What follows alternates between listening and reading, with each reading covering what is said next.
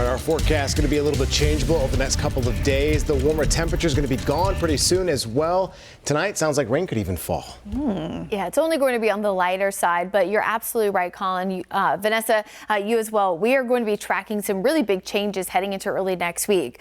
Not just a few days of cooler temperatures, but also a pretty substantial chance for rain. So as we turn toward next week, we're looking at a wet and unsettled pattern with multiple storm systems moving through parts of the deep south.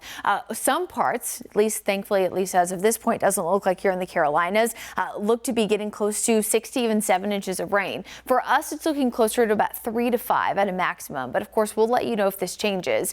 This does impact portions of the Charlotte area as more of a nuisance, small chance for flash flooding. However, in the mountains, especially on top of just not what they experienced with Helene, but just a few weeks ago, dealing with some of those temporary bridges in portions of Avery County starting to float away because of all the rain on top of the wildfires last week. It has just been a mess over the past few months. So if you live in some of these areas, especially if you are at higher elevations, low drainage areas, you especially need to try to take some of these precautions now to prepare yourself for next week. So as always, we encourage decluttering any kind of drains, storm drains, especially as you're walking out and about the neighborhood, making sure that you know the days where we're expecting the best chance of rain, which you can always stay up to date with our WCNC Charlotte mobile app.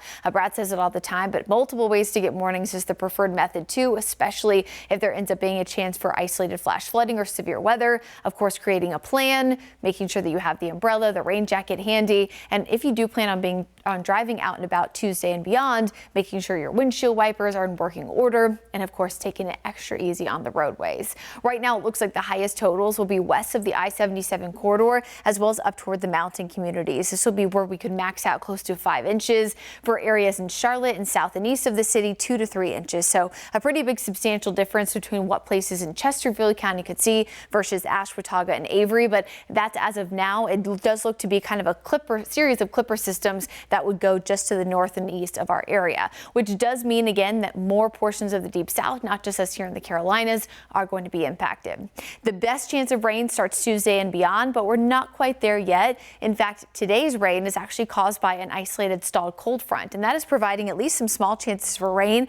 We have light rain moving through. This is kind of round number 2 for portions here of Catawba County, but light rain for northern Catawba into Alexander, parts of Burke and Caldwell, as well as southern Watauga and down there into Avery County. You do travel a little bit further south. You can see southern Cleveland County, just south of Shelby, really just south there of the I-85 corridor. Some light to moderate rainfall there. That, of course, pushing through portions of Gaffney, South Carolina, too, which could likely turn into some light rain in northern parts there of York County as this continues to push toward the east. So it's a west to east movement, and with the stalled front over us for most of this evening, there will remain this 20 to 30% through most of Saturday morning. We'll start off with clouds once again, but temperatures reach the mid-60s in the afternoon. I think that light rain we'll see early in the day Saturday, some light rain, some patchy drizzle will be the best chance, and then again with more clouds, we're only in the 60s. Eventually, that same front that's causing our rain today will start to lift north. That's what a warm front, when this happens, will soar from the mid-60s on Saturday to the mid-70s on Sunday. This will also provide that chance for a 20% pocket of rain, but the difference between Saturday versus Sunday is Saturday is more of a light rain, a drizzle, versus Sunday we could see a few more pockets of light to moderate, but both days we're maxing out at 20 to 30%. No day is a washout Saturday and Sunday. So if you're asking if you can get out and about, the answer is absolutely. There will be plenty of dry time to get outside. You'll just also have to dodge a few showers. Monday, we start to see that transition into a cloudier and cooler pattern, but it's really Tuesday, Wednesday, Thursday right now that have the best chance for off and on rain. Those, of course, also are coolest days from Monday through Thursday. But as we look at the extended forecast, we do look to eventually begin to warm up back in the upper 50s, lower 60s for at least a few days. All right. Thank you so much, Brittany.